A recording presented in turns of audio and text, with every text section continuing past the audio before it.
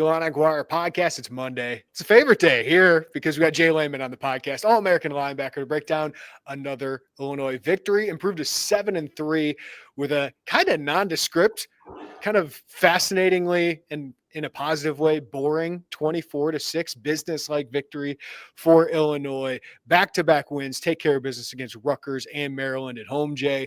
Not the prettiest one, but on a windy day here, beautiful day in Champaign. Good to see them take care of business, especially on the defensive side of the ball. We'll dive into that, but just original thoughts here. Well, the first 35 seconds of this podcast, you said a lot of things that we couldn't say 5, 6, 7, 8 years ago, right? Which is just taking care of business in a Big Ten football game. I don't think fans understand how difficult it is to beat anybody in college football, especially an FBS opponent. Like it is hard to win football games. It's extremely hard to win football games. So like the way you won against Rutgers, the way you won against Maryland, and you probably didn't play your best in those two games. The way you won against Purdue earlier in the year, you didn't play your best, right? I know those aren't great teams, but you are going and you're executing your plan and you're winning games when you don't play your best and you're overpowering people. And we'll talk about this more. Been so encouraged that the defense has kept you in the game when your offense has sputtered early on. And that makes all the difference on whether it's a game in the second half or not. And we were hard on the defense in October, and rightfully so. But they've made some adjustments. I know it's with your competition. So it's been good to see them take the next step as a defense and keep us in games. I know there's certain fans that are tired of me talking about it, tired of you talking about it, tired of comparing to the past. But one of the things I wrote after this game was don't get bored with these wins, Jay. Yes. Like, don't get bored with beating Rutgers and Maryland and Purdue and potentially Wisconsin and Northwestern, because it wasn't that long ago, Jay, that you were the given win for those other teams. So I know what Kurt Cignetti's doing just kind of breaks perspective, but compare Brett Bielema to some of the other hires that were made that cycle. Lance Leipold was a really great hire for Kansas. They're just sneaking into a bowl game potentially. So at 7-3, chance to win 9 games. Just don't get bored with these or take it for granted, because I know there's bigger and better things. Bielema has raised the bar, but as you said, you've been here. It's not easy to win and sustain winning. My first 4 years, I won 8 games. We have a chance to win 8 games next week in one season. The great season of 2007, we all look back on, we only won 9 games. We have a chance to win 9 games this year. Now, did we have some hallmark wins? Did you beat Ohio State? Did you go to Rose Bowl? Did you feel like it was bigger? Yes, but the level of consistency that we see from this football program really speaks volumes about the coaching staff, speaks volumes about the character of players they bring in. I think they've got talent, but I think when you have high character players, you have a consistent product on the field. We don't even talk about off the field stuff because really not much stuff has happened off the field for Brett. We've seen academics do well, although nobody seems to care about that anymore. But that being said, I still believe that this is a very consistent football team. I know you didn't play as well as you wanted at Washington. I know you laid an egg a little bit against Indiana. Join the club, right? It's more about probably Indiana than what Illinois did. But I love where we're at in this program. I love that we're in discussions, from following you with players that maybe could help us go the next level. We're getting them on campus. We're having discussions. It's not the meteoric rise of Indiana, who has a generational talent at quarterback and possibly the first overall draft pick in Mendoza and some weapons and some unique things going on. But it is one of the best builds over the last 5 years from where we were in 2020 to where we're at right now. And I would venture to say, if you look at the star caliber of a rating system of where our stars are as far as players go, what they were coming out of high school, where they're going to end up in the NFL from a developmental standpoint, I think that's a big shift. And also the amount of wins we've gotten per our ranking as being recruiting is pretty high. And it speaks volumes to the staff that Brett Bielema has built here. Yeah, we have the team talent composite 24/7 that bases it off of all these things. Illinois is not in the top 50. So I'm scrolling down here, Jay. Nationally, it's one of the lowest ones in the Big Ten, which speaks towards they need to get and recruit more high-end talent. They have one of the best recruiting classes coming in. Right now, they're number 64 in the team talent composite. So when I hear some people say the development isn't happening, I disagree with that. Like, Sure. they are developing well. They're evaluating pretty well. Now you Right. just got to land more of those 4-star caliber prospects, keep stacking those, and go in the portal like you have, I think, the last 2 years, and build on that. But yeah, I just don't want to get lost in it. I get it. You want to get to that next step. You want to get to the college football playoff, but I just don't get bored with, Well, yeah, I mean, what's happening now. here's I think there's a lot of development of guys that have given you really, really quality reps. Miles Scott, I'll get one guy. He's been a 2-3 year starter here and had played a lot of good football. I don't know what Juice Clark was ranked, but here's a guy who could be an all Big Ten corner by the time he leaves. Probably wasn't projected to be that out of high school, but the development that they put in. Gabe Akis, a guy that really had 2 offers, coming out of high school. I know he kind of blew up after that. After Illinois got on him, I think more people offered him and whatnot, but just the development of guys, and he'll be an all Big Ten football player. You think JC Davis has taken the next level? I know he was JUCO to New Mexico to here. He's taking a level. He'll be an NFL player. A guy even like Josh Geske, who's been here, it seems like forever, has kind of turned into a mauler up front and given you really, really good time. Dylan Rosiak, a guy that certainly doesn't have the size or speed that you'd say that guy's a D1 linebacker, but the guy's made plays and been a very productive part of this defense. Of Hank Beatty, we knew he was a Gatorade Player of the Year, but still not a ton of offers. Had an Iowa State offer. I think he had somebody out west willing to offer him, but there's a guy that's developed and become a really good player. Of course, there's guys you beat out in battles. You beat out couple guys for Colin Dixon, and he's been a guy that's really hit early in his career. He's just scratching the surface. I think he could become a Pat Bryant guy, a light guy later in his career. So the future is bright as far as development goes. I'm talking from a guy who didn't have a very high ceiling that tried to get to the very top. Sometimes guys have really high ceilings and you can get there. Sometimes they have low ceilings and you get them to that ceiling, right? So development's a tricky thing. I think Brett's doing a phenomenal job. And a lot of that is the assistant coaches. Who is spending time with them, the strength coach, their assistant coaches, their position coaches, because they're the guys that are developing them long-term. He's done a good job getting the right staff here.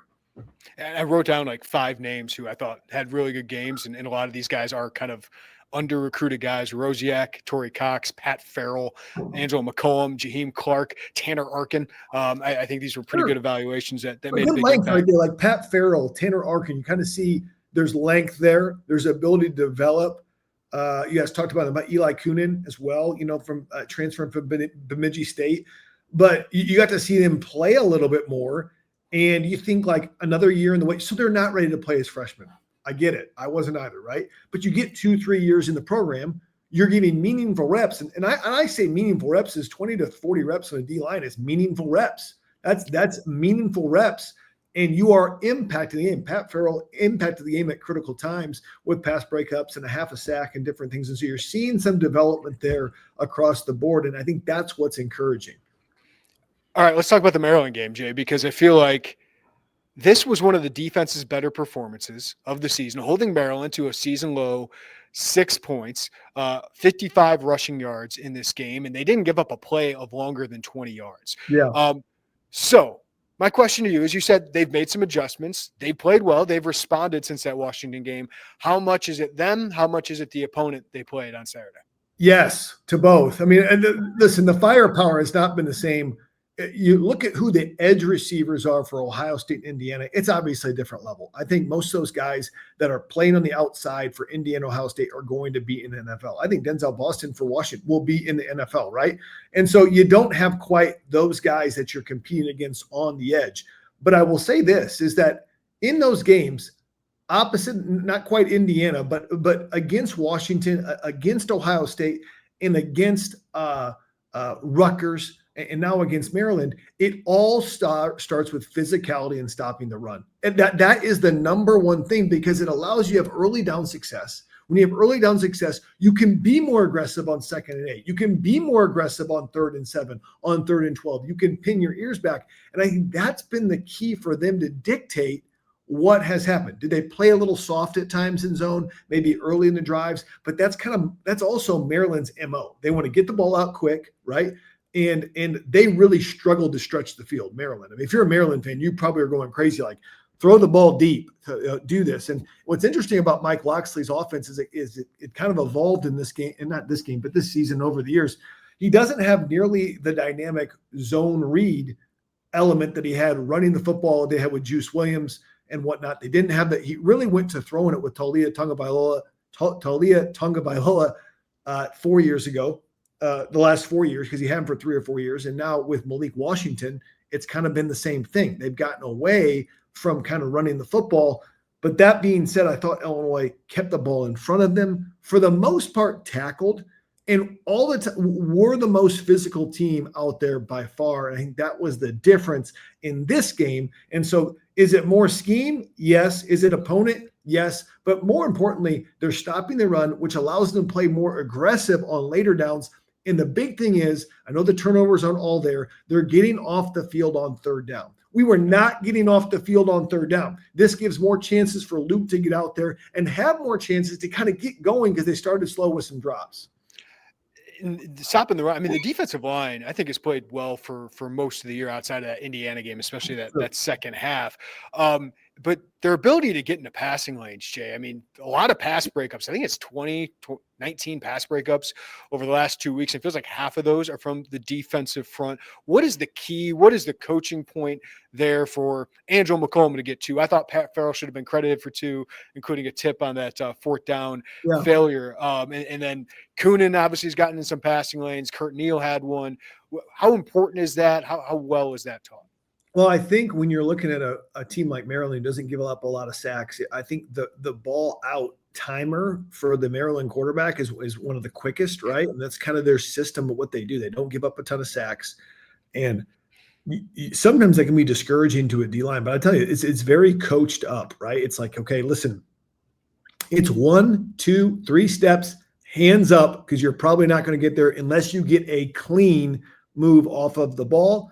And then when they did try to throw it deep, you felt like he was always off his platform, as far as he wasn't able to sit there. He had to move, he had to scramble, and his accuracy, although he's a mobile guy, went way down when he gets off of his platform. And that is Malik Washington. So I do believe it's coached. It's 1, 2, 3 steps, hands up, and they did a phenomenal job of doing that. And you can tell that's coached. Brett talked about in his press conference, what's the pattern of a quarterback? How do we read that? And then also, Terrence Jamison train him, hey, you may not get there, but you can affect the play. And some of those were in critical moments where receivers were open, the ball gets batted down. And I can tell you, for an offense, it's extremely frustrating to get plays, have the play all dialed up and to get a hand on the ball. It's extremely frustrating for an offense. Listen, we can talk about Aaron Henry and the disappointment of the Washington game, all of that, Jay, but how encouraging is the last 2 games? What do you need to see from the defense the last 2 games here? Well, I think after the Washington game, I said we had a below average defense, and I stand by that against good opponents. But when we've played average to bad opponents, I wouldn't call Rutgers bad. I would call them average. Actually, Maryland has really struggled of late, but they have athletes on that field. We are the defense that we were looking for. It keeps us in games.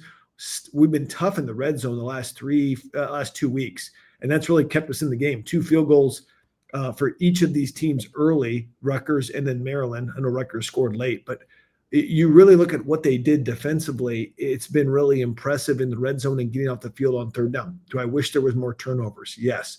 Do I wish that we were more physical sometimes when we tackled it at the point of attack? Yeah, but for the most part, we've been able to stop the run, which is the foundation of any defense. And so I do think that you'll look at the middle of the Big Ten, we're probably the 10th to 13th best defense in the Big Ten. I'm not saying we're great. I'm not saying we're the worst, but it's enough to win 7 games with a really good quarterback. Yeah, you just wish it looked like the 10th or 13th best defense against Indiana or against Washington, right? Like they looked like the 17th or 18th in those games. That's right. Yeah, that's it. You look like the worst defense out there in that they couldn't stop anything. And so I think that's difficult, but I think it also, for as much parity as the transfer portal has brought, I think it's also brought there's huge differences within the conference of the Big Ten, right? I mean, there's huge differences in quality of teams. That's not saying anybody can't beat you because everybody's got athletes, but I mean, there's a huge difference between the top 2 and 3 teams and the bottom 6 teams. It is stark.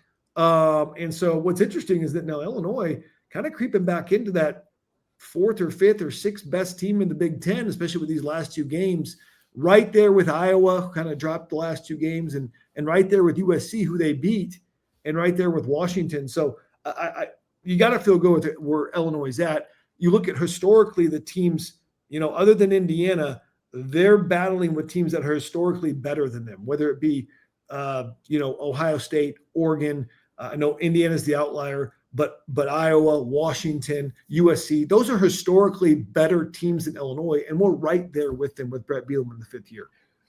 Yeah, the two stats that stand out to me the last 2 weeks for this defense, Jay, 2.5 yards per carry, 114 rushing yards allowed over 2 games. And then you mentioned the third down, 9 for 28.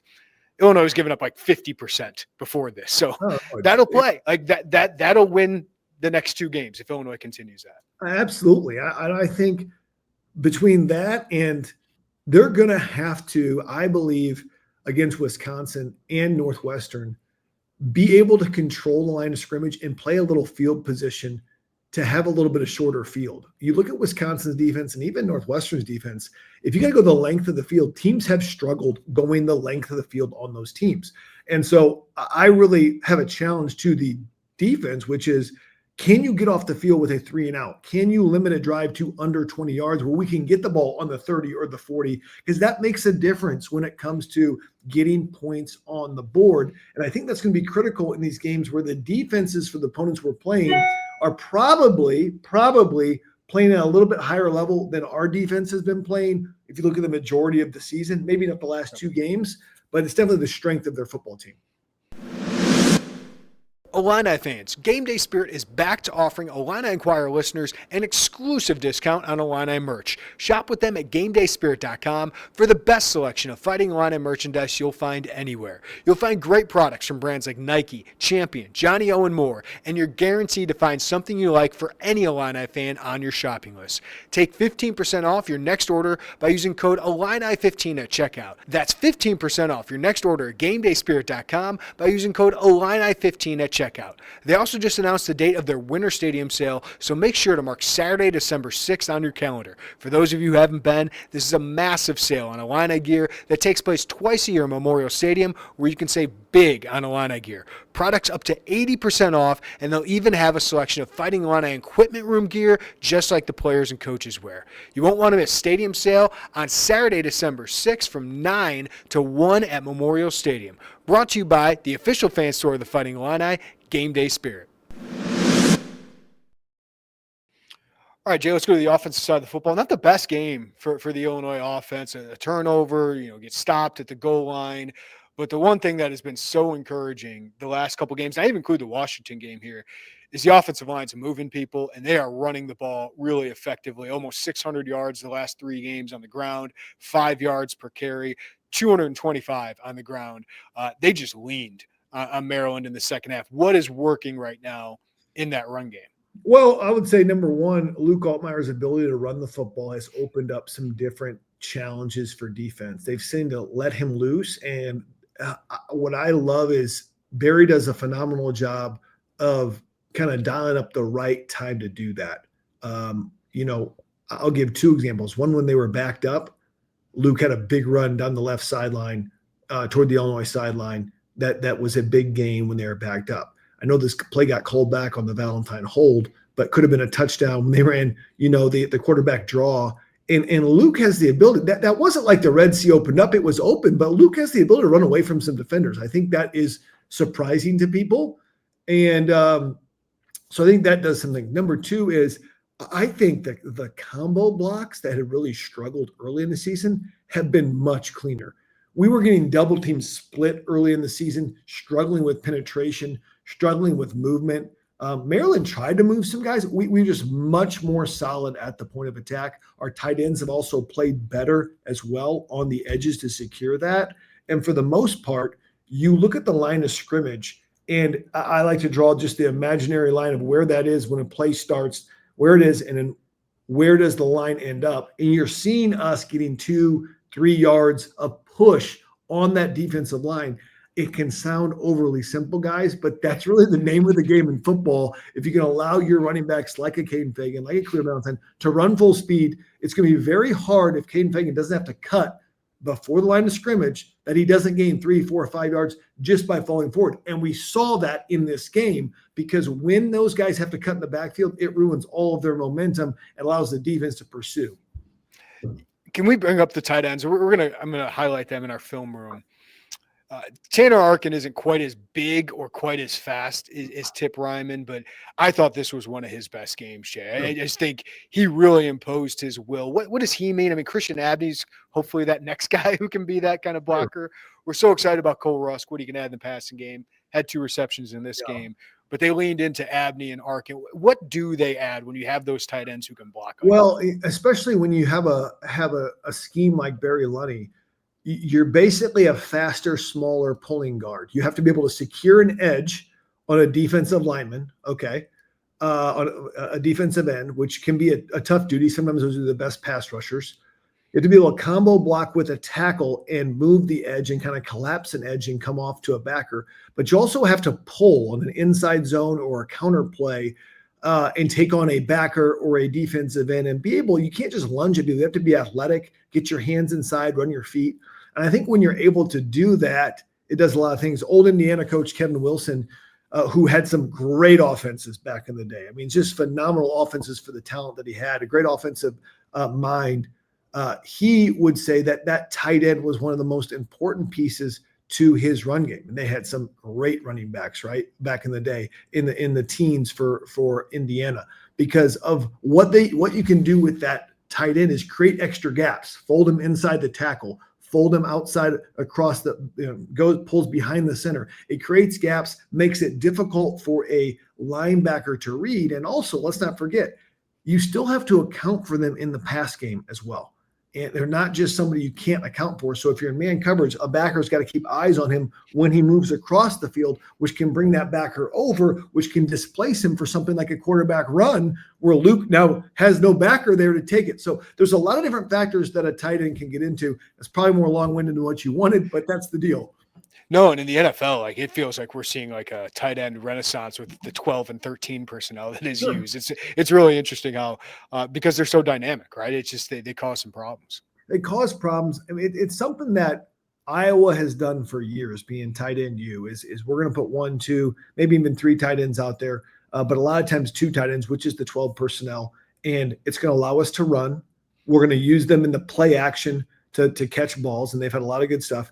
And we're going to train them to be phenomenal blockers. I think you look at George Kittle, people would say he's probably the best tight end blocker in the NFL. And so when you have that, again, it's all numbers. You gain an extra man. You add in the ability to run the quarterback like you have in Illinois, like Iowa has with Gronowski.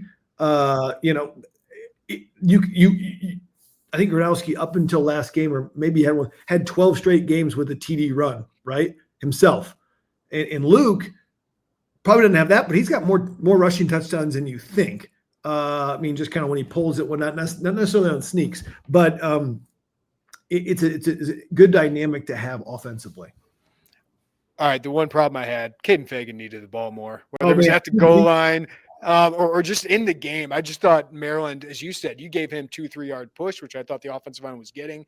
I think his vision, his decisiveness has gotten better as the season goes along. And I just think with the games you have coming up here, I think Caden Fagan's one of the best weapons you have behind an offensive line who is pushing people around. And first and goal at the 1, Jay, I just got to give Caden Fagan the ball 2 or 3 times. I think hindsight, Lunny and Barry and Brett would probably want to put Caden Fagan in there to run the football. I think the way the game played out, if they unfortunate drops on 3rd down, whether Hudson Clement was a drop or not, Arkins, I think, was a drop. Okay.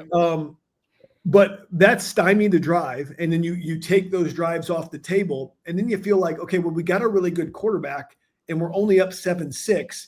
We got to go score some points. We don't really have time to kind of grind people out. I think if you get some of those early 3rd downs and get some carries to Caden earlier in the game, I think this could have been a 300-yard rushing day. I really do. Now, we've run for like 200 and passed for 200 the last 3 games. You've certainly achieved balance. And I'm not saying that, but it kind of felt like this is the game you could have really leaned and ground them into the ground, just handing the ball off.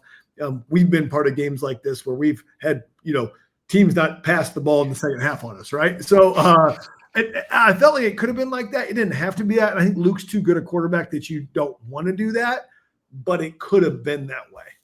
Yeah. What did you make of that goal line? Where you didn't get in, because it's weird to sit there and pick apart Barry Lunny, who's been so good in the red zone. But boy, you missed a chance to put away the game, Jay. It could have been a 1-score game if the defense didn't get its own stop there. Yeah. So I would say this: I didn't like the call to Valentine early. I thought I don't mind the play. I just didn't like the personnel. I thought Caden Fagan should have had that. I thought the Colin Dixon, I'm surprised he didn't get in. We've seen him do probably, in my mind, there was the Duke game. There was another game where maybe it was the Washington game. Colin Dixon, when they're in that 2 to 3 yard range, is a bigger target and does a good job of contested catches in that area. So I like going to him in that regard. I don't think we're a sneak team. We just have not had success with the quarterback center sneak stuff. I was going to say, it's just not like, this is why they don't do it, right? It's because one, your quarterback's not a powerful guy, and neither is your center. So like, it didn't make a lot of sense. It doesn't make sense. And that was almost a disaster. And then the last play, I did think there was a face mask on that. That was a missed call. It was pretty obvious. That's just a bad call because that does affect the throw. It was kind of a dead play because they kind of took away the first 2 or 3 options that he had, but it certainly wasn't the best series. And usually there's a little bit more creativity. I guess the Dixon play was creative. They just didn't get in. So not his best moment, but for the most part, Barry's been so locked in and so good in the red zone. We've come to expect, we handed off to Beatty, who's going to pitch it to Aiden Lawford against Ohio State on 4th down for a touchdown. Oh, we're great. Like that stuff just doesn't happen. So, we love Barry, love that he's calling plays. I think what threw the whole offense off is the drop by Hudson Clement, the drop by Arkin kind of slowed the process. Defense kept us in the game, but they could have shut the door on that four downs from the 1 for sure.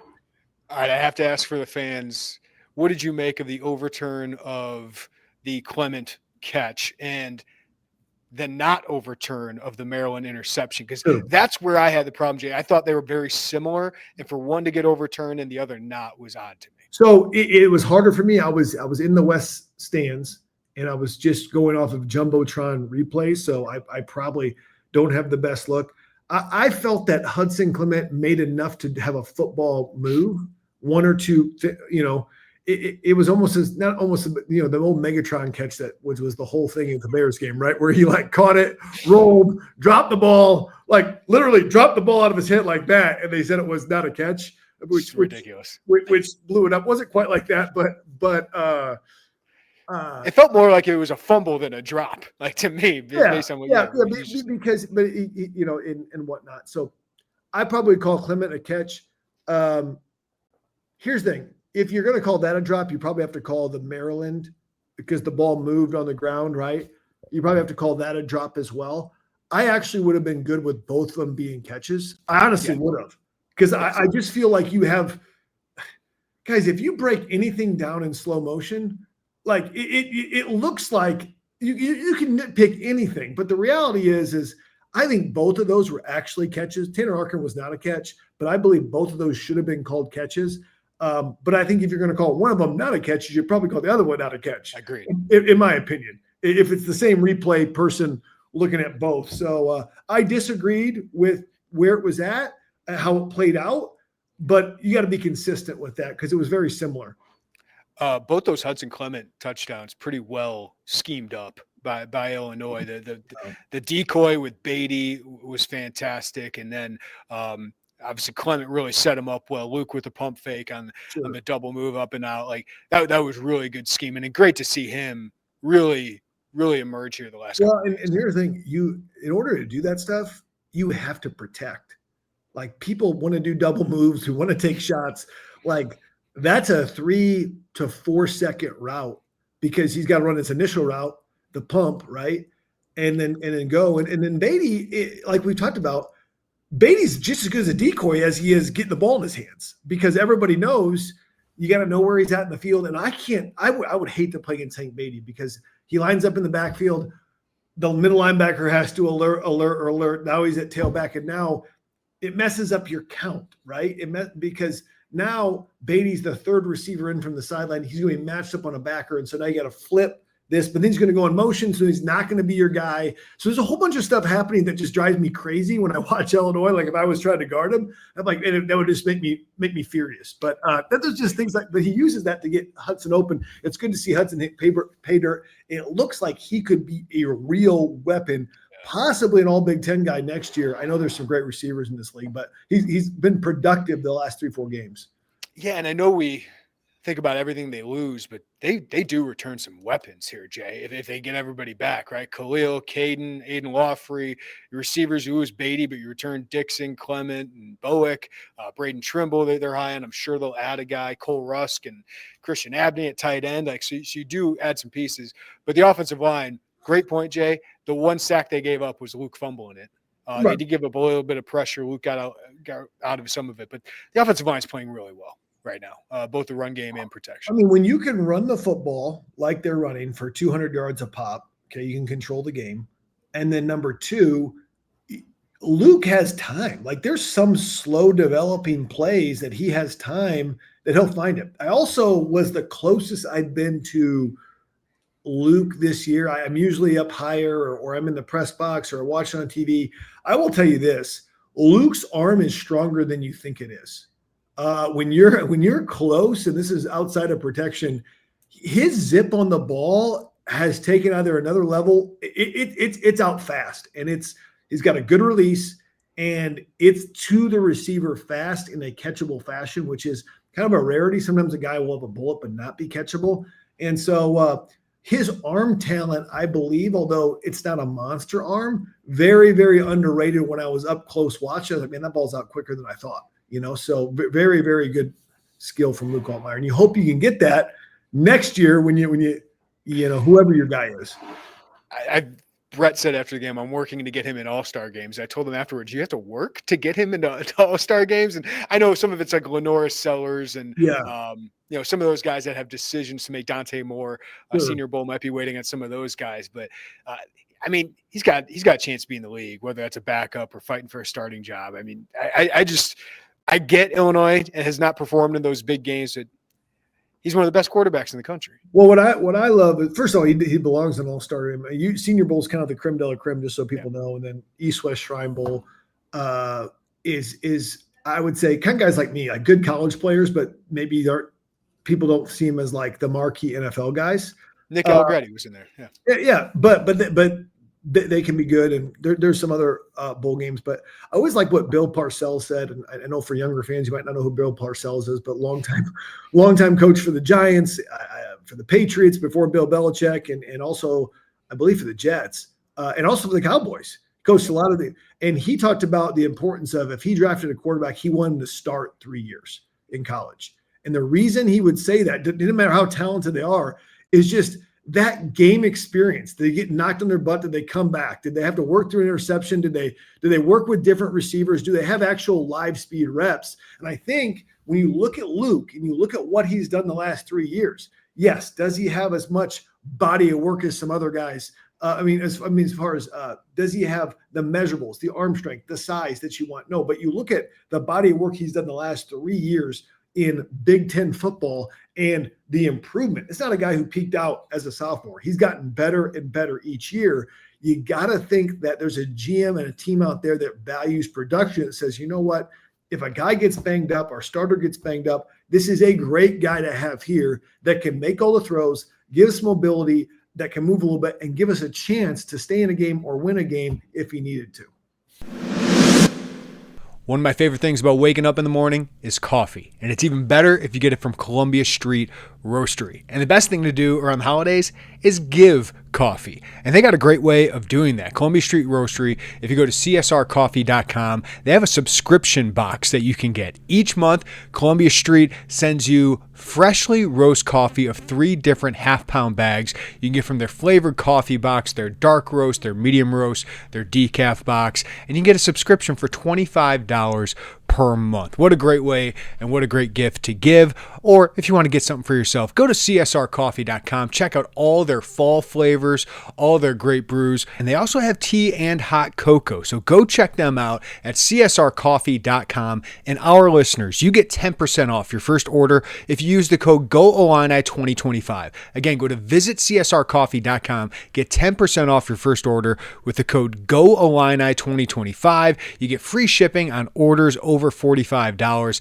That's all at Columbia Street Roastery at csrcoffee.com. All right, Jay, you got him for 2 or 3 more games. The next 2 games up, rivalry games in the Big Ten with Wisconsin, playing a little bit better ball, Northwestern after that. But Wisconsin, their defense is legit. Like they have some talented guys.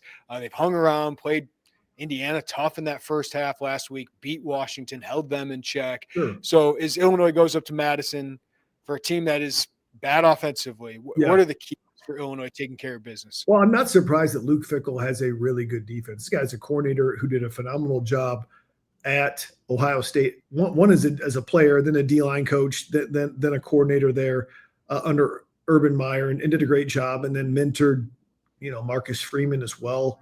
And I'm not, and they've had continuity on the defensive side. They've had no continuity on the offensive side. So here's the thing. I think that if I know Wisconsin, they're going to try to take away this run game and make Luke Altmaier beat them. And I think Luke can at the receiver position, but we're going to have to make some critical third downs, and they're going to have to take care of the football. If they get a turnover or 2, this could be a very, very close game. This is certainly not and they get favorable field position, or they get a defensive touchdown or a special teams touchdown. That's how these games go, in which they're in it. And so I think first and foremost, you got to take care of the football. Secondly, I think it's going to be more of a challenge to run than it's been the last 2-3 weeks. If you can get some run to have some manageable third downs, I think Luke's going to be the best football player on the field. And I think you got to take advantage of that. Yeah. In what ways? Well, I would say this.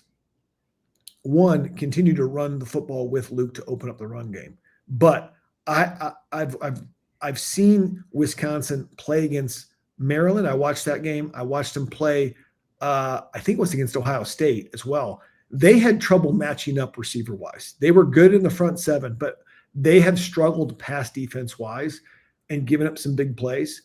You look at what Hudson Clement's done the last 2 weeks. He's a guy, along with Beatty on the other side and Colin Dixon as well, that you feel like you have a matchup advantage there. And that has to be taken advantage, whether it's getting the ball to Beatty, the ball, or getting him as a decoy.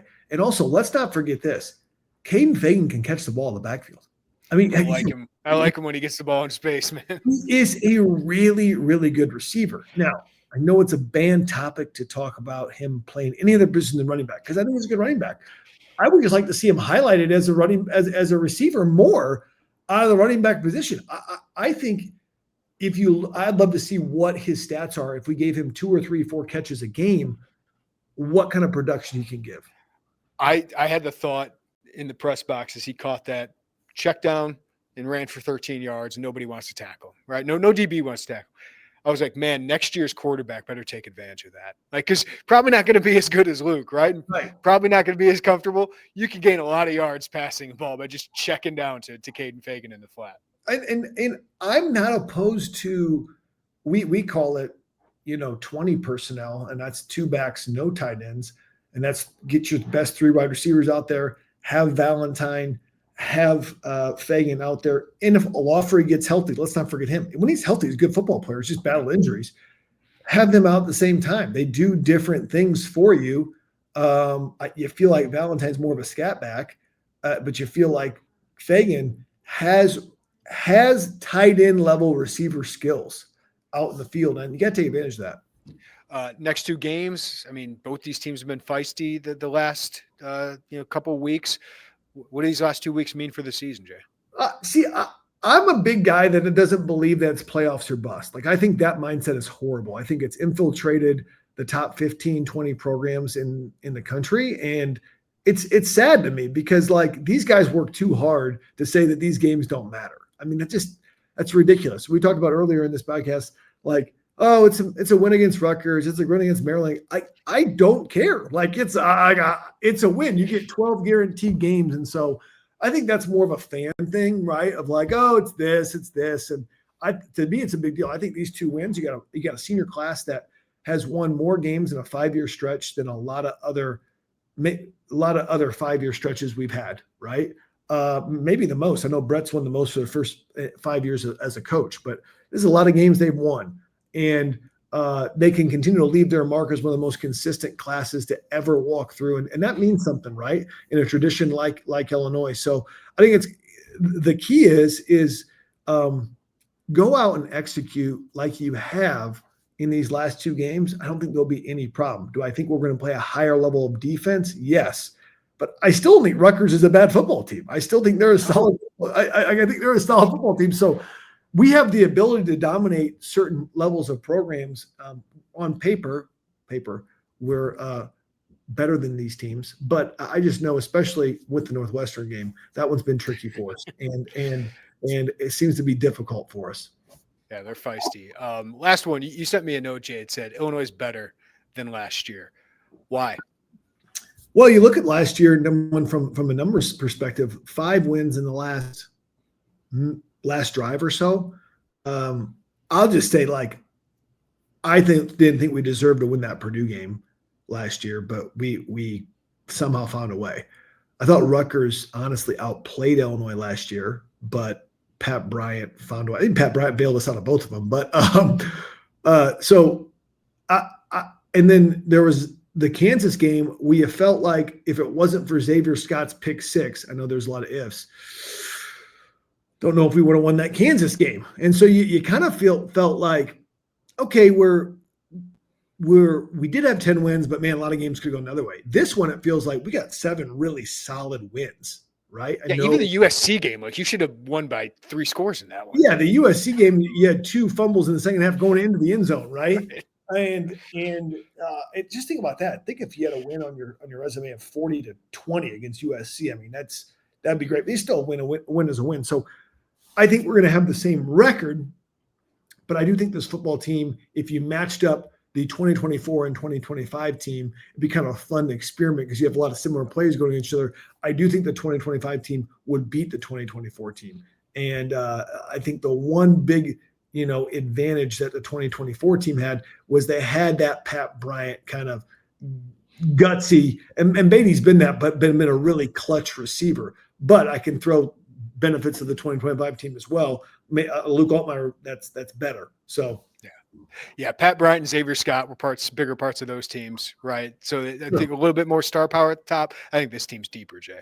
I just think you're rotating more guys in, and I think Luke might be better, which is crazy to say, right? Yeah, no, I think he's a really, really good football player, and you got to feel good that you hit it well in the portal. And I don't even know where Hudson Card is today. Was he playing somewhere? I don't know. I don't know. He's just done. It's the one guy that you thought you wanted, and then you get Altmaier, and it's been just a slam dunk from a leadership and everything perspective. So. All right, J Leman, you're the goods. We'll talk to you next week after this game up in Madison. I know.